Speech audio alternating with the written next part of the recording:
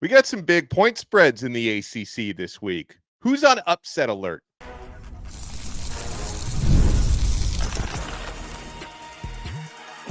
You are Locked On ACC, your daily podcast on the Atlantic Coast Conference. Part of the Locked On Podcast Network, your team every day. Shout out to the everydayers, and thank you so much for making Locked On ACC your first listen and your first watch today. We're available free wherever you get your podcasts. We're free on YouTube. We're part of the Locked On Podcast Network, your team every day. Today's episode is brought to you by FanDuel. Place your first $5 bet. You'll get started with $200 in bonus bets guaranteed. Visit FanDuel.com to get started. Alex Donno alongside, of course, Kenton Gibbs, as always. And we are also joined by professional sports handicapper Lee Sterling at ParamountSports.com. And Kenton, I think you've done all right. Some of my picks this year have been so bad, I wanted to bring in a pro, which is why we have Lee Sterling with us. We're also, Kenton and I, later on this episode, we'll talk about the retirement. Yeah, you heard me correctly. The retirement of former NC State quarterback Grayson McCall. But Lee, you and I, we share an allegiance to the University of Miami. It's very obvious by my background, a little bit less obvious by yours. Have the rivalry game against Florida State this Saturday at 7 p.m. Miami favored big by about 3 touchdowns. Do you think Miami covers, or is Florida State at least going to cover that spread? Well, if you remember 2 years ago, Miami was embarrassed. I mean, that was an absolute blowout. I believe it was like 45-3, and they just kept piling on. They did not take their starters out until very late in the game. It's crazy how in 2 years everything has turned. I mean, every guy that they got in the transfer portal, they hit on. Quarterback was amazing last year, and then all of a sudden the injury and everything, has gone down the drain for them. What's crazy is not only the quarterbacking, even the wide receivers. They have the second most drops in the last decade. I mean, you have to go back to when Josh Allen was at Wyoming, averaging over 2 drops a game. Josh Allen's receiving course was terrible. These guys might be almost as bad. So, we know that the Miami weakness is their secondary. And I just don't think that – I was watching the game last week against Florida State, even watched it twice. I don't know if they pushed the ball down the field and threw a takeoff or a 9 route the entire game. And you got to stretch the field if you're going to beat Miami here. And I just don't think they have that in them. And I look for Mario to keep his starters in late. I mean, they could be up 30, 35 points, and I don't think he's going to take them out until maybe 4 or 5 minutes to go in the game. If you remember going back to 2001 season, Miami had lost the year before, 2 years before, had 2 revenge games, the end of the year. They had Syracuse, lost 59-0. And it was an absolute blowout, and they had also lost big to Washington. In Washington, they had lost, I think they only ended up losing by 7 or 8 points. But that revenge tour, those 2 games, think about it. Miami now has Florida State, and in those 2 games where they paid those 2 teams back, they beat Syracuse 59-0 and then Washington 65-7, 124-7 combined scores. I think Miami's going to lay one on Florida State. Remember, still a bunch of guys are going head-to-head recruiting-wise with, and maybe they steal a few more guys. I think they're going to lay one on them and win this game 45-10. And then they've got Duke next week. So Manny Diaz up on deck. Remember, they lost that game. So I think Miami's going to be ready. So I know the defense isn't great for Miami, the secondary, but I think the matchups, 2 teams that they're playing, just perfect for them. So I think Miami lays one on Florida State this weekend and Duke next weekend at home. Well, in order to take advantage of a bad secondary, you need a good passing game, you know. Well, that's something Florida State doesn't have to feature. And we're talking about a team that beat Florida State last week in Duke. First time ever beating Florida State in program history. Anytime you said it before, you'd have to be talking about basketball or an Olympic sport. Now, Duke has a tough test of their own with the Pony Express, the guys with the D on the side of their helmet, those SMU Mustangs coming to Wallace Wade. Lee, tell us what you got. So here's the thing with SMU. They thought that Preston Stone was going to be their guy. If you watched him last year, he looked like the real deal. And then all of a sudden the season started, he couldn't throw the football straight. I've never seen a quarterback go so south that quickly. They realized after a couple games they were going to have to make the move, go to the backup Jennings. He's been really good. SMU is like Miami light. I don't know what it is here. They've got like 5 or 6 starters that were formerly in the Miami program. A lot of people have all of a sudden, they think it's going to be Clemson and Miami in the ACC championship game. SMU and Pittsburgh are still undefeated in conference play. So this is going to be a pretty good test for SMU. Duke likes to go to their tight ends a lot. They've got 2 of their starting 3 best tight ends who will be out, but they have not given up more than 24 points in a game this year. You give me the better defense playing at home, I'll take Duke. I think SMU wins the game here, 23-16, but I'm going to go down to the wire. I think Duke's going to slow down the game, going to try to muck it up. Underrated defense here. I don't think SMU's on the elite level yet to be laying double digits on the road. Also, their 3rd straight game on the road. Yeah, and I know Kenton and I felt the same way. We were looking at that number being double digits earlier this week. We thought a little bit too much. I'm looking at 11.5 right now. Lee Sterling from ParamountSports.com is with us. What about the Battle of the Techs at noon on Saturday at Lane Stadium? Georgia Tech going into Virginia Tech. Virginia Tech, red hot, blowout, big wins their last couple of games. Bashal Tutin is still running for touchdowns after what he did to Boston College last week. And the Hokies are 10.5-point favorites at home against Georgia Tech. What do you like in this one? Well, eventually Virginia Tech's going to run up against someone that can hold down that offense. But ever since that Miami game, I mean, the first couple games, they showed nothing. I mean, this looked like a team that was lost, rudderless. But since that time, they've been on a roll here. Georgia Tech with Haynes King, I think, can play with almost anyone. Without him, Zach Powerman, they just don't have a passing game. I mean, I think they're landlocked here. So that's a big problem. Their special teams also has not been special. Just think Virginia Tech, just too much class, too much speed here. And Georgia Tech, the difference from their starter to their backup, just too much. And when they fall behind, Georgia Tech has real problems throwing the football. So sometimes you got to lay it if you want to play it. I like Virginia Tech here, 37-17. See, the phones are ringing off the hook at Paramount Sports. I was just about to say, I know they're calling you lead. So let me get one more thing out of you before you go. What underdog is going to outright win it? What underdog are you saying? Put it on the money line. Lee Sterling's here to give you a sterling reputation with your bet.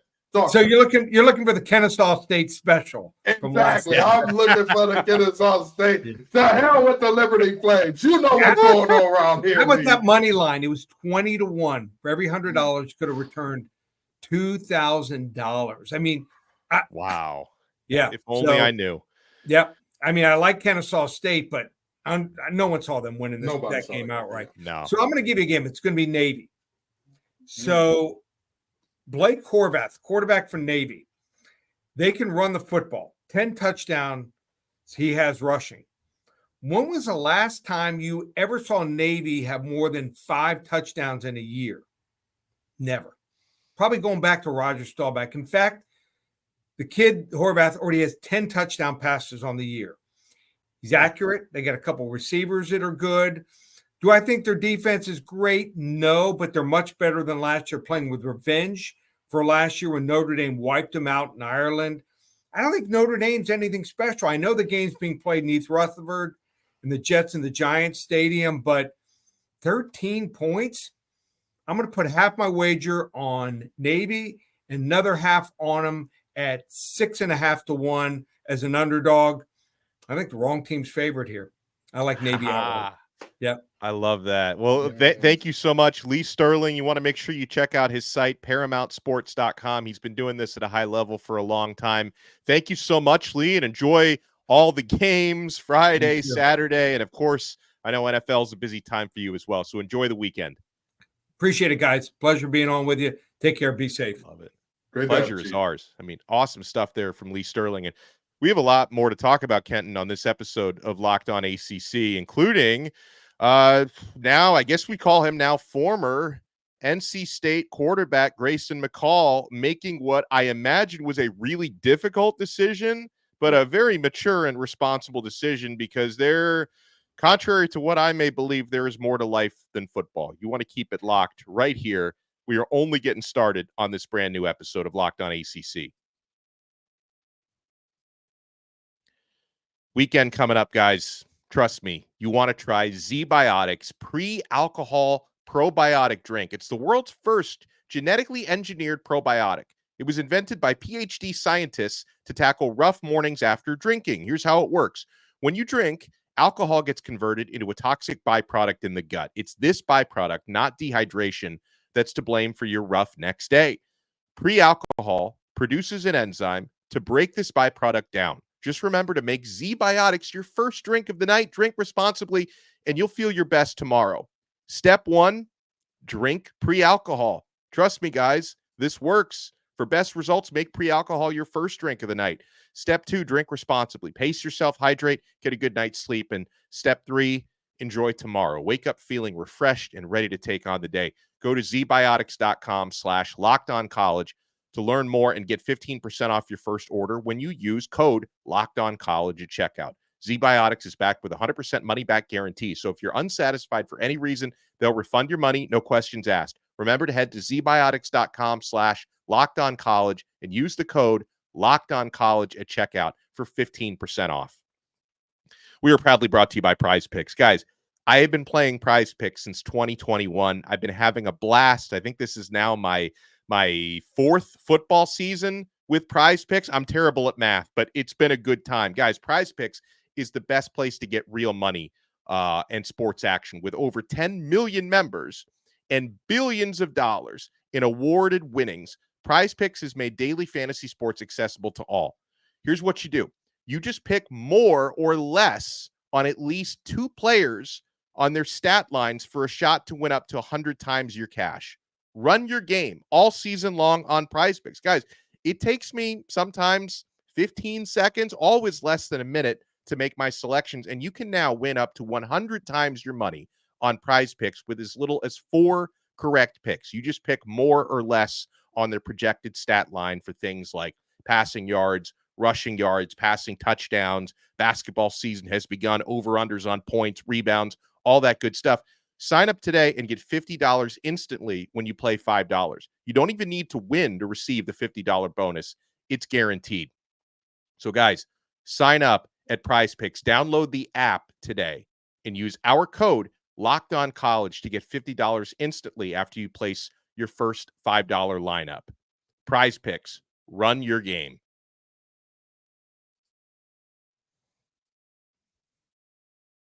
Thank you so much for making this episode of Locked On ACC your first listen and your first watch today. We're available free wherever you get your podcasts. We're free on YouTube. We're part of the Locked On Podcast Network, your team every day.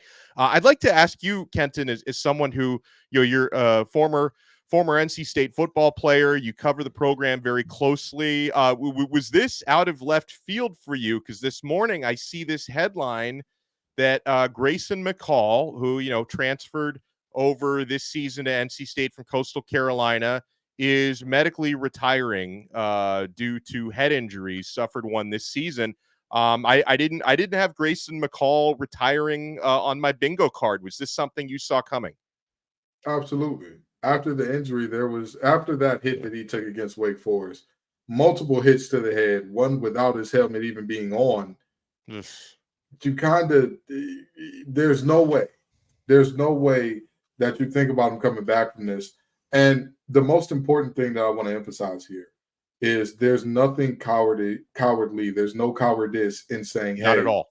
Yeah. I can't do it anymore, because a head injury is the most dangerous type of injury in all of sports. And I say that for this reason.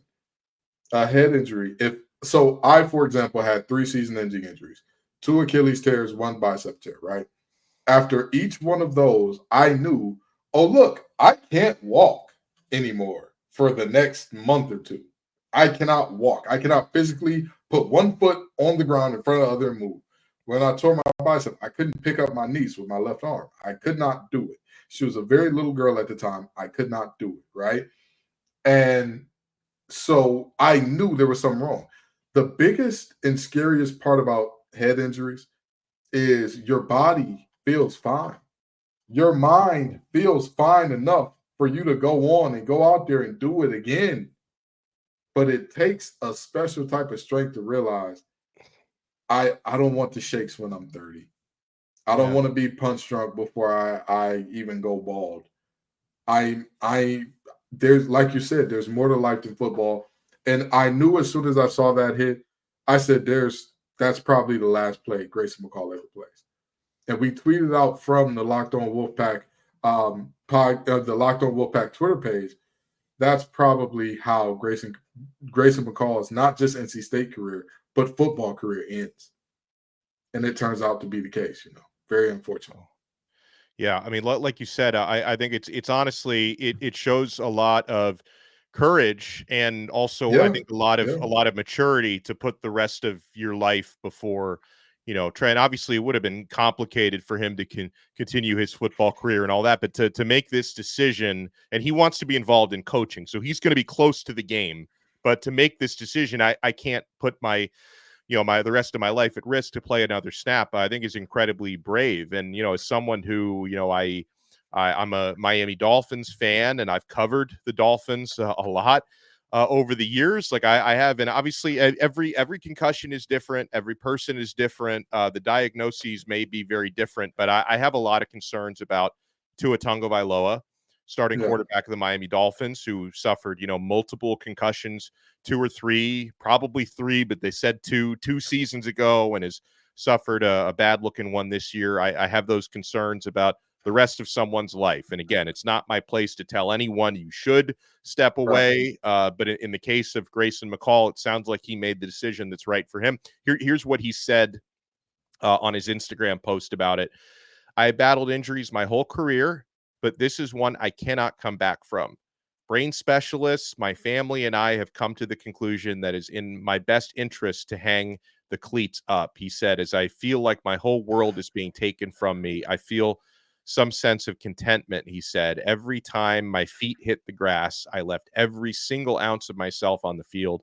I always played my hardest and to the best of my ability because I never knew what play would be my last. I have no regrets throughout my career, and that is something I can be proud of. I look forward to taking my passion and love for the game into coaching to serve and lead the next group of kids with a dream, he said in his post. So I thought that was about as well stated as any retirement post I've ever seen. And I'm happy for Grayson that he was able to, feel comfort in the decision he made. It gets me emotional thinking about this, not because he's an NC State player or because, he had to medically retire, but the game ends for everybody. And if anybody can tell you about the warrior mentality and I must do what must be done for the team, it's me. I can tell you that. I finished practice. When I tore my bicep, I finished practice that day. There were 2 periods left. I take my arm up and I finished practice because in my mind, I said, I need to do my part to make sure this defense is the best we can be. And I don't feel hurt. I'm good. I know what he is going through in terms of, the thing that's been you, because I may not have achieved the collegiate success that Grayson McCall did. But if you are at this level 9 times out of 10, that is who you are at a high level. You don't know a ton else about yourself and about the man that is staring you in the mirror sometimes. And football is a gladiator sport. We know what we're signing up for. Some of us don't. Some of us do. But this is a gladiator sport. It's violent. It's physical. Sometimes this is going to be the result and the outcome. But I'm going to tell you something.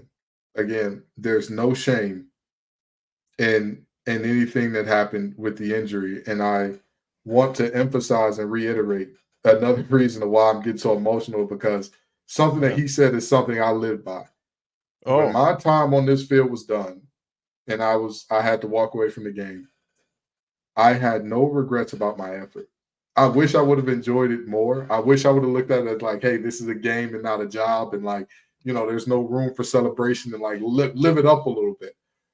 Because I kept saying, when I'm a high school all-state guy, I don't need to be an All-American. If I don't get to All-American, I didn't do good enough. And then you prepare for college after you win the state championship. Win one, you got to win the second one, and all that.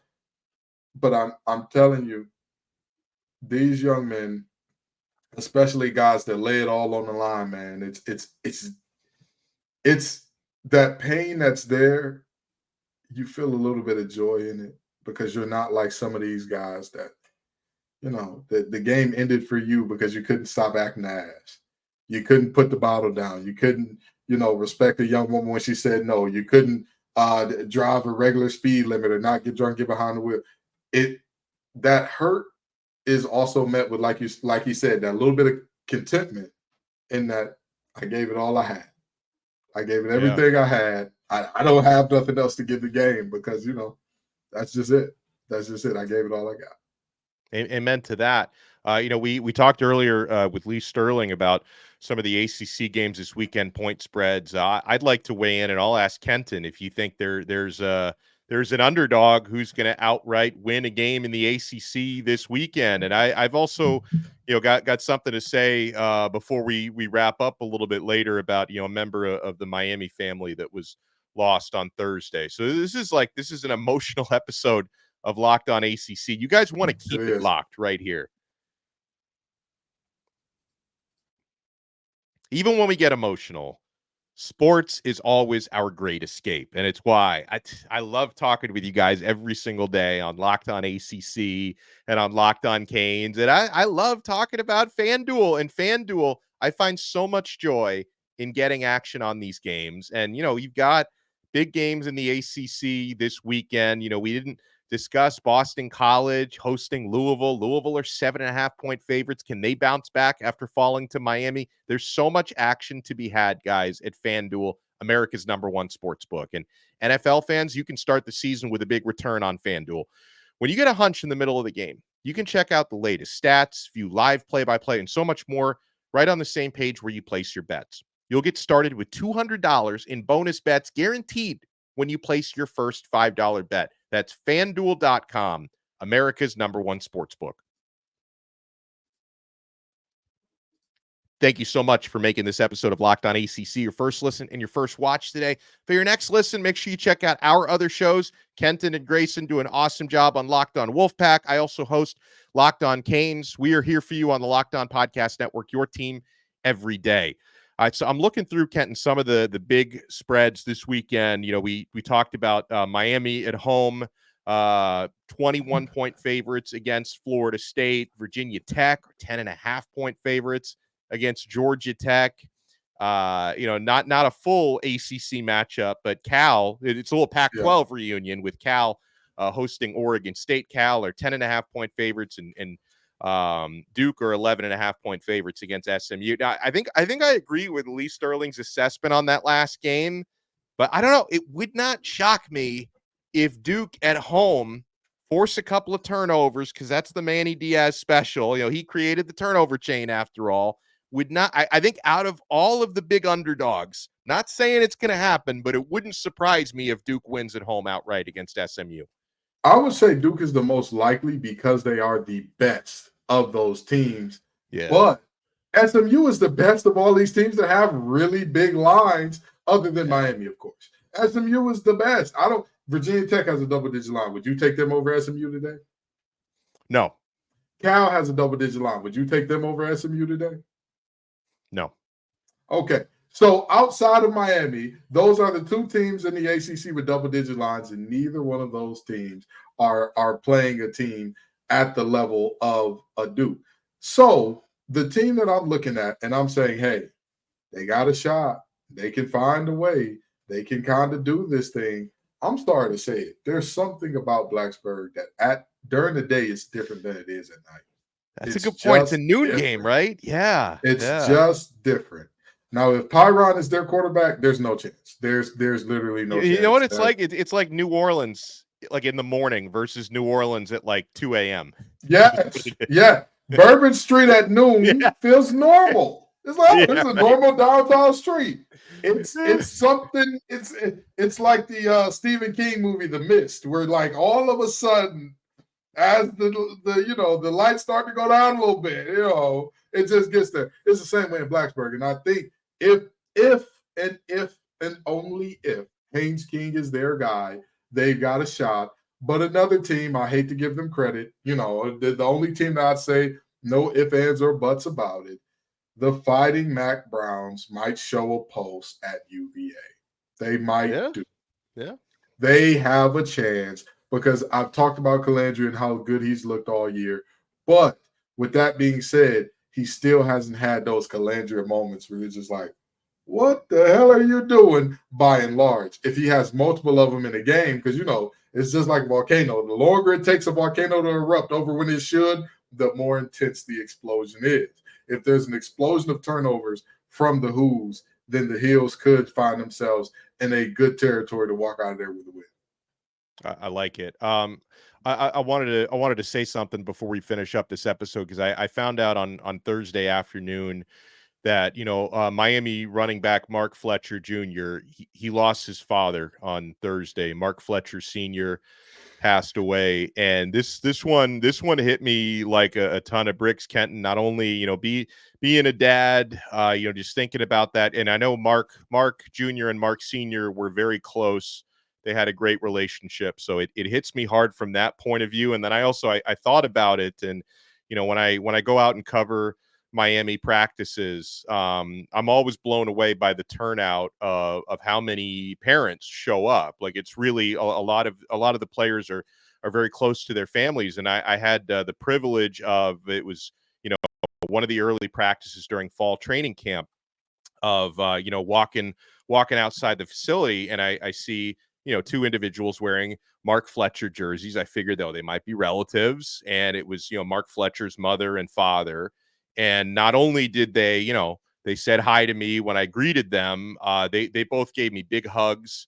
They had watched me on Locked On Canes before, talked to them a little bit about the team, and I just remember like leaving that moment and thinking, these are just two of the most down to earth, wonderful people, Mark's parents, and just feeling the love from them, and it like really made an impression on me. And then so when I saw the news about Mark Sr., I was just absolutely gutted. And it's one of these things where I haven't gone through the loss of a parent, so I can't fully relate to what Mark Jr. must be going through, but my prayers go out to him. He's got an older sister as well. My prayers go out to her and to the entire family. And I don't know how this is going to affect Mark's status for Saturday, nor do I care. I want him to make whatever decision is best for him. And it's just, man, I just wanted to put that out there, Kenton, that I'm going to be praying for Fletcher's family, because this is